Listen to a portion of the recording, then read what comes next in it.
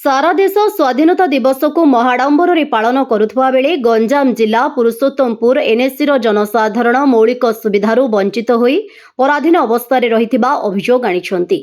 NSC councillor एवं स्थानीय बासिंदा माने खोद एनएससी कार्यालय आगरे धारणा रे बसी प्रतिवाद करिसंती, जहाँकि स्थानीय अंचल एक प्रकार लज्जाजनक घटना पलटिछि।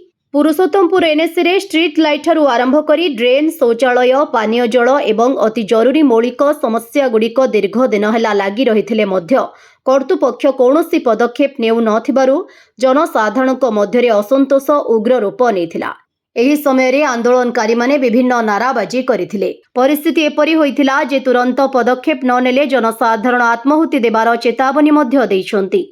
घटना संपर्क में खबर पाई पुरुषोत्तमपुर तहसीलदार विनोद बेहरा और आईआईसी कुलमणि सेठी घटनास्थल में पहुंची आंदोलनकारी बुझासुझा करने पर धारणा प्रत्याहृत होता। यापर तहसीलदार तत्वावधान में निर्वाही अधिकारी संगीता सेठी, एनएससी अध्यक्ष कृष्णचंद्र पंडा, विधायक प्रतिनिधि सुदर्शन बेहरा, एमपी प्रतिनिधि विश्वभूषण महापात्र, काउंसिलर एवं स्थानीय बुद्धिजीवी मानक एक बैठक अनुष्ठित होता।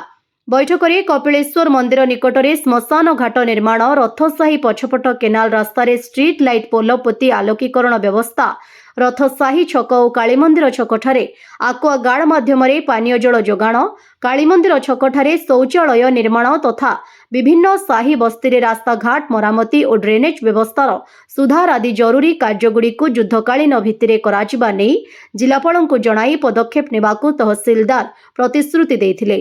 अन्यपक्षरे एनएससी निर्वाही अधिकारी संगीता सेठी कहिसंती जे शौचालय निर्माण पई टेंडर पकाइथिबा ठिकादार बहुमूल्य काटी टेंडर देथिबारु काम ठीक भाबे हेबा नै वैषयिक कमिटी आशंका प्रकाश करिसंती, जा फଳରେ सेठारे समस्या देखा देछि। एथिसह आंदोलन संपर्क में तांको केही पूर्वरु जणाई नथिले एवं से बाहरकू जिबा समय धारणा रे बसिथिबार देखि कारण पचारि बुझिथिले बोली से प्रकाश करिसंती। ब्यूरो रिपोर्ट, विकल्प समाचार। आम चैनल को लाइक, शेयर एवं सब्सक्राइब करंतु।